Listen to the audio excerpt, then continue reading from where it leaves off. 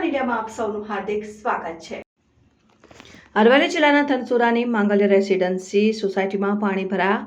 માંગલ્ય residency ધનસુરાની સોસાયટીમાં વરસાદી પાણી ભરાતા સોસાયટીના રહીશો દ્વારા ગ્રામ પંચાયતના મામલતદાર નાયબ કલેક્ટરને લેખિતમાં રજૂઆત કરવામાં આવી છતાં પાણીનો કોઈ નિકાલ થયો નથી।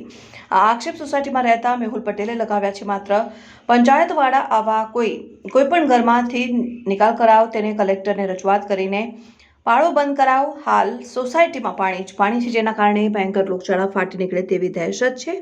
સોસાયટીના રહીશોએ તાલુકા સ્વાગતમાં પણ લેખિત અરજી કરી છતાં બેરુ અને નાગરોડ તંત્ર દ્વારા કોઈ જ કાર્યવાહી નહીં કરતા સોસાયટીના રહીશોમાં ભારે રોષ જોવા મળ્યો। પાણીનો કાયમી ઉકેલ નહીં કરાતો આગામી દિવસોમાં આંદોલનો કરવામાં આવે તો નવાય નહીં। Reporter Hitendra Patel, news 7 India, Aravalli. Dhansura પંચાયતને કોઈ રજૂઆત કરવા જઈએ છો તો તેમને કામ તો કરવું નથી, પરંતુ ધનસુરા ગ્રામ પંચાયતના સરપંચ દ્વારા નાગરિકો જોડે ગેરવર્તન કરવામાં આવેલ છે। મારી જોડે તેમને ટેલિફોન કરીને ગેરવર્તન કરેલ છે, તો ક્યાં સુધી યોગ્ય ગણવું? હું મેહુલ પટેલ ધનસુરા મંગલ રેસિડેન્સીના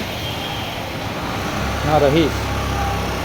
હું આપને જણાવવા માગું છું કે 26/8/2024ના રોજ રાત્રે જે વરસાદ પડેલ હતો, જેના કારણે અમારી સોસાયટી મંગલ રેસિડેન્સી બાયડ રોડ ધનસુરામાં પૂર જેવી પરિસ્થિતિ થયેલ છે।